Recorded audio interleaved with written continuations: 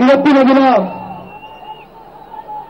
ಎಲ್ಲ ನಮ್ಮ ಮಂಡ್ಯ ಜಿಲ್ಲೆಯ ತಂದೆ ತಾಯಂದಿರುಗಳು ಹಾಗೂ ಎಲ್ಲ ನನ್ನ ರೈತ ಬಂಧುಗಳು ಹಾಗೂ ಲಕ್ಷಾಂತರ ಸಂಖ್ಯೆಯಲ್ಲಿ ಸೇರಿರುವಂತಹ ಎಲ್ಲ ನನ್ನ ಯುವಕ ಮಿತ್ರರು ಹಾಗೂ ಎಲ್ಲ ನನ್ನ ತಾಯಂದಿರಿಗೆ ಮೊದಲನೇದಾಗಿ ವಂದನೆಗಳನ್ನ ಅರ್ಪಿಸಲಿಕ್ಕೆ ಇಷ್ಟಪಡ್ತಿರುವ ಸಂದರ್ಭದಲ್ಲಿ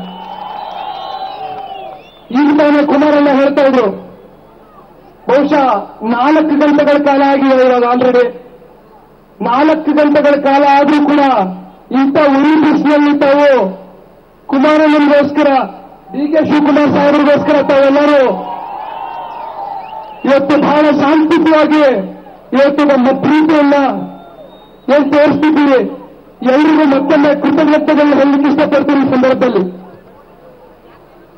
ಮೈತ್ರಿ ಪಕ್ಷದ ಬೆಂಬಲಿತ ಅಭ್ಯರ್ಥಿಯಾಗಿ ಕಾಂಗ್ರೆಸ್ ಹಾಗೂ ಜೆಡಿಎಸ್ ಪಕ್ಷದ ಎರಡೂ ನಾಯಕರುಗಳು ಇವತ್ತು ತೀರ್ಮಾನ ಮಾಡಿ ನನ್ನ ಮಂಡ್ಯ ಜಿಲ್ಲೆಯ ಲೋಕಸಭಾ ಅಭ್ಯರ್ಥಿಯಾಗಿ ಇವತ್ತು ಘೋಷಣೆಯನ್ನು ಮಾಡಿದ್ದಾರೆ. ಇವತ್ತಿನ ದಿನ ನನ್ನ ನಾಮಪತ್ರ ಸಲ್ಲಿಕೆಯ ದಿನ ತಾವುಗಳು ಲಕ್ಷಾಂತರ ಸಂಖ್ಯೆಯಲ್ಲಿ ಇವತ್ತು ಸೇರಿ ನನ್ನನ್ನು ಆಶೀರ್ವದಿಸಿದ್ದೀರಿ. ನಿಜವಾಗ್ಲೂ ಯಾವ ರೀತಿ ನಾನು ಏನು ಹೇಳಬೇಕು ಅಂತ ಅರ್ಥ ಆಗ್ತಾ ಇಲ್ಲ. ಇಂಥ ಒಂದು ಕುಟುಂಬದಲ್ಲಿ ಇವತ್ತು ಭಗವಂತ ನನಗೆ ಜನ್ಮ ಕೊಟ್ಟಿರೋದು ಬಹುಶಃ ಯಾವುದೇ ಜನ್ಮದ ಪುಣ್ಯ ಅಂತ ನಾನು ಬಯಸಿದ್ದೀನಿ.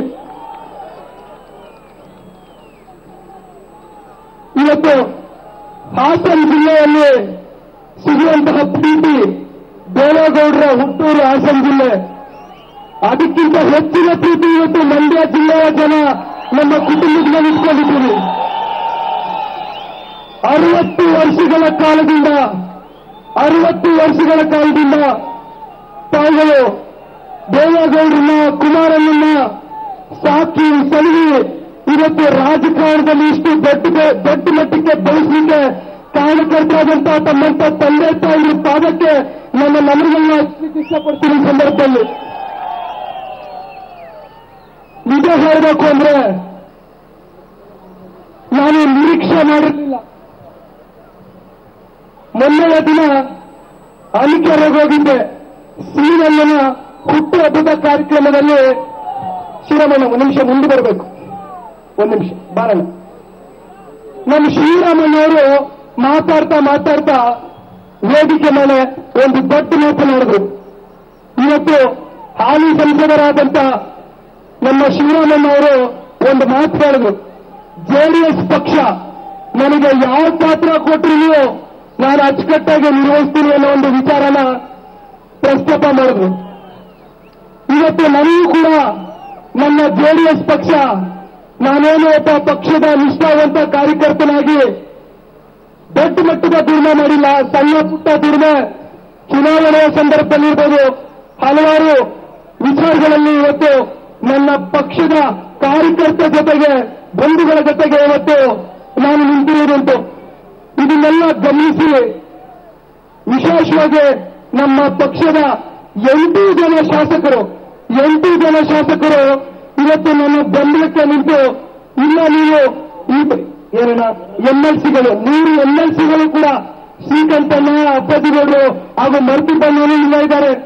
ಎಲ್ಲರೂ ಸೇರಿ ಇವತ್ತು ನನ್ನನ್ನ ಅಭ್ಯರ್ಥಿಯಾಗಿ ಕಣಕ್ಕಿಳಿಸಬೇಕು ಅನ್ನೋ ಒಂದು ವಿಚಾರವಾಗಿ ಬಹುತೇಕ ಜೆಡಿಎಸ್ ಪಕ್ಷದ ಕಾರ್ಯಕರ್ತ ಬಂಧುಗಳ ಜೊತೆ ಚರ್ಚೆ ಮಾಡಿ, ಮುಖಂಡರುಗಳು ಚರ್ಚೆ ಮಾಡಿ, ನಮ್ಮ ಪಕ್ಷದ ವರಿಷ್ಠರಾದಂತ ನಮ್ಮ ರಾಷ್ಟ್ರೀಯ ಅಧ್ಯಕ್ಷರು ದೇವೇಗೌಡರು ಸಾಹೇಬರ ಜೊತೆ ಕೂತು ಚರ್ಚೆ ಮಾಡ್ತಾರೆ.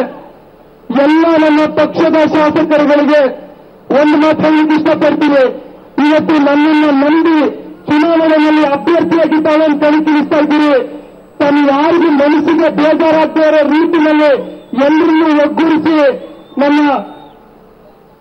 ನನ್ನ ಸಂಪೂರ್ಣವಾಗಿ ನಾನು ಅದರಲ್ಲಿ ವಿಶೇಷವಾಗಿ ಇವತ್ತು ಮಂಡ್ಯ ಜಿಲ್ಲೆಯ ಜನತೆಗೆ ನನ್ನ ಜೀವನವನ್ನ, ಇನ್ನ ಮುಂದಿನ ರಾಜಕೀಯ ಭವಿಷ್ಯವನ್ನ ತಮಗಳ ಮುಂದೆ ಇಡ್ಲಿಕ್ಕೆ ಇಷ್ಟಪಡ್ತೀನಿ. ಬಹಳ ಮುಖ್ಯವಾಗಿ ಇವತ್ತು ಡಿ.ಕೆ. ಶಿವಕುಮಾರ್ ಸಾಹೇಬರು ಬಂದಿದ್ದಾರೆ. ನನ್ನ ಮನಸ್ಸಿಗೆ ತುಂಬಾ ಖುಷಿ ತಂದುಕೊಟ್ಟಿದೆ. ಇವತ್ತು ಡಿ.ಕೆ. ಸಾಹೇಬರ ಒಂದು ಆಶೀರ್ವಾದ ನನ್ನ ಮೇಲಿರೋದು ನನ್ನ ಮನಸ್ಸಿಗೆ ತುಂಬಾ ಸಂತೋಷ ತಂದುಕೊಂಡಿದೆ. ಧನ್ಯವಾದಗಳು ಅಣ್ಣ ತಾವು ಬಂದಿರೋದು. ಕಾಂಗ್ರೆಸ್ ಪಕ್ಷದ ಎಲ್ಲ ನಾಯಕರಾದಂತಹ ಮೊದಲನೇದಾಗಿ ರಾಹುಲ್ ಗಾಂಧೀಜಿಯವರು, ಸಿದ್ದರಾಮಯ್ಯಜಿಯವರು, ಡಿ.ಕೆ. ಶಿವಕುಮಾರ್ ಅಣ್ಣವರು, ದಿನೇಶ್ ಗುಂಡೂರಾವ್ ಅವರು, ಪರಮೇಶ್ವರ್ ಜಿ ಅವರು, ಇವರೆಲ್ಲರ ಒಂದು ಬೆಂಬಲಿತ ಅಭ್ಯರ್ಥಿಯಾದಂತ ನಾನು ಇವತ್ತು ಎಲ್ಲ ಕಾಂಗ್ರೆಸ್ ಪಕ್ಷ ಹಾಗೂ ಜೆಡಿಎಸ್ ಪಕ್ಷ ನನ್ನನ್ನ ಇವತ್ತು ಬೆಂಬಲಿಸಿ ಇವತ್ತೇನು ನನ್ನನ್ನ ಸ್ಪರ್ಧೆಗೆ ನನಗೊಂದು ಅವಕಾಶ ಮಾಡಿಕೊಟ್ಟಿದ್ದಾರೆ. ನಿಜವಾಗ್ಲೂ ಎಲ್ಲ ಕಾಂಗ್ರೆಸ್ಸಿನ ನಾಯಕರುಗಳಿಗೆ, ಇಲ್ಲಿ ಸ್ಥಳೀಯ ಮುಖಂಡರುಗಳಿಗೆ ಒಂದು ಮಾತು ಹೇಳಲಿಕ್ಕೆ ಇಷ್ಟಪಡ್ತೀನಿ. ಜೆಡಿಎಸ್ ಹಾಗೂ ಕಾಂಗ್ರೆಸ್ ನಾವು ಎಲ್ಲರೂ ಒಟ್ಟಿಗೆ ಅಣ್ಣ ತಮ್ಮಂದಿರಾಗಿ ಇರ್ತೀವಿ ಅಂತ ಹೇಳಲಿಕ್ಕೆ ಇಷ್ಟಪಡ್ತೀನಿ. ಸಂದರ್ಭದಲ್ಲಿ ನೆನ್ನೆಯ ದಿನ ಕುಮಾರಣ್ಣನ ಜೊತೆಗೆ ಹಲವಾರು ಕಾಂಗ್ರೆಸ್ ನಾಯಕರ ಮನೆಗೆ ಭೇಟಿ ಕೊಟ್ಟಾಗ ನಾನು ಇನ್ನೂ ವಯಸ್ಸಿನಲ್ಲಿ ಚಿಕ್ಕ ಹುಡುಗ, ಪ್ರತಿಯೊಂದು ವಿಷಯದಲ್ಲೂ ಮೂಗು ತೋರಿಸೋದು ಸರಿ ಇಲ್ಲ ಅಂತ ಹಿಂದೆ ನಿಂತು ಗಮನಿಸ್ತಾ ಇದ್ದೆ.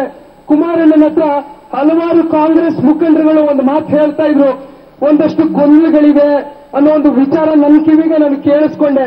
ನಾನು ಒಂದು ಮಾತು ಹೇಳಲಿಕ್ಕೆ ಇಷ್ಟಪಡ್ತೀನಿ, ಕುಮಾರಣ್ಣ ಅವರಾಗ್ಲಿ ನಾನಾಗ್ಲಿ ಯಾವುದೇ ರೀತಿ ಜೆಡಿಎಸ್ ಹಾಗೂ ಕಾಂಗ್ರೆಸ್ನ ನಾವೆಲ್ಲ ಅಣ್ಣ ತಮ್ಮಂದಿರೇನಿದ್ದೀವಿ, ಮುಂದಿನ ದಿನಗಳಲ್ಲಿ ಯಾವುದೇ ರೀತಿ ಗೊಂದಲಗಳನ್ನ ಸೃಷ್ಟಿ ಮಾಡಲಿಕ್ಕೆ ನಾನು ಬಿಡೋದಿಲ್ಲ ಅನ್ನೋ ಒಂದು ಮಾತನ್ನ ಇವತ್ತು ಈ ಒಂದು ವೇದಿಕೆ ಮೇಲೆ ಕೊಡ್ತಾ ಇದ್ದೀನಿ.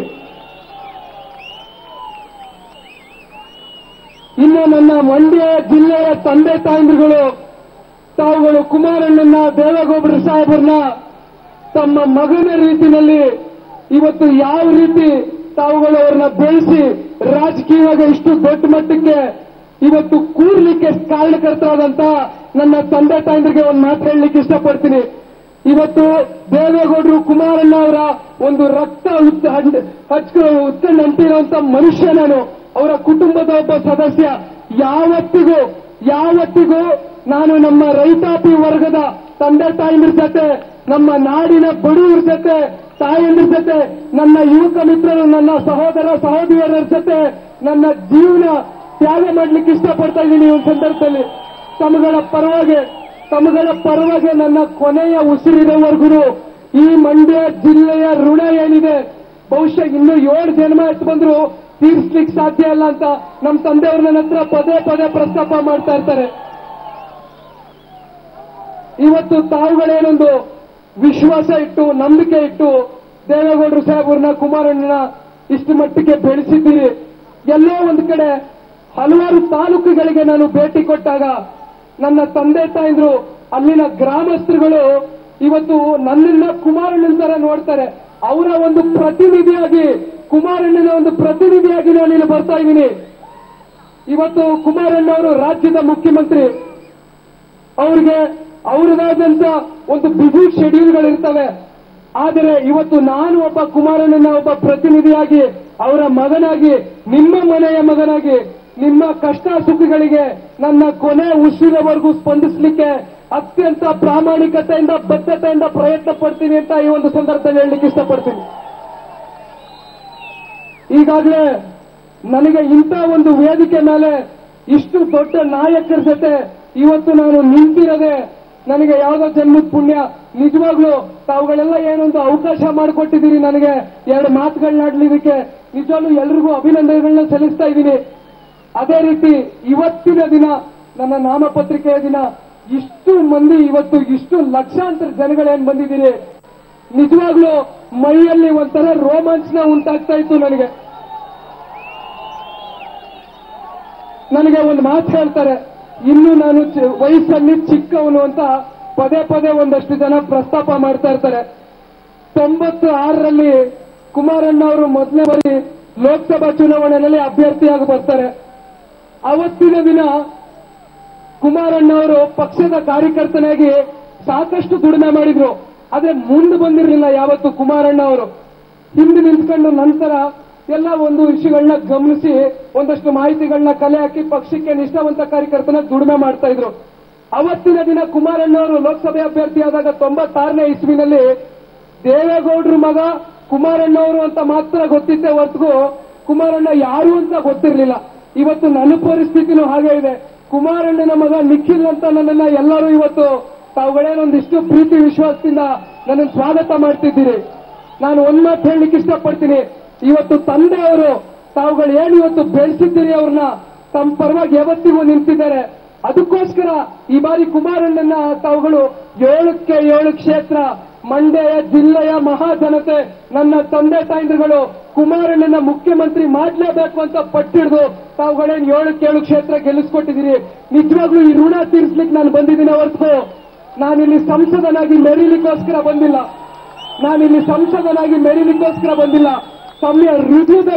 ತಮ್ಮ ಹೃದಯಗಳಲ್ಲಿ ಒಬ್ಬ ಅಣ್ಣನೋ ತಮ್ಮನೋ ಮನೆಯ ಮಗನಾಗಿ ತಾವುಗಳು ಸ್ವೀಕಾರ ಮಾಡ್ತೀರಾ ಅನ್ನೋ ಒಂದು ನಂಬಿಕೆ ಇಟ್ಕೊಂಡು ಬಂದಿದ್ದೀನಿ ಹೊತ್ತು ನನಗೆ ಯಾವ ಸ್ಥಾನ ಮಾನ ಅವಶ್ಯಕತೆ ನನಗಿಲ್ಲ.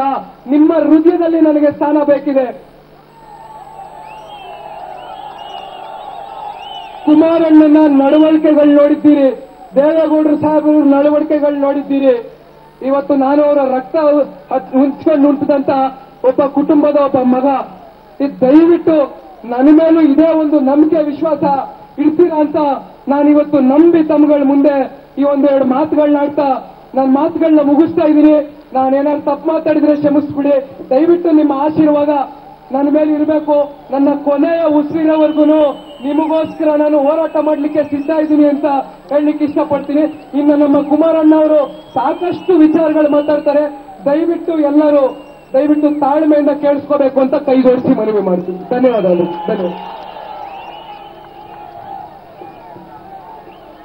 ಈಗ ಮಾನ್ಯ ಕುಮಾರಣ್ಣ ಅವರು ನಿಮ್ಮನ್ನು ಉದ್ದೇಶ ಮಾಡಿ ಮಾತನಾಡ್ತಾರೆ. ಎಲ್ಲರೂ ಸಾವಧಾನದಿಂದ ಕೇಳಬೇಕು ಅಂತ ಹೇಳಿ ವಿನಂತಿ ಮಾಡ್ತೀನಿ.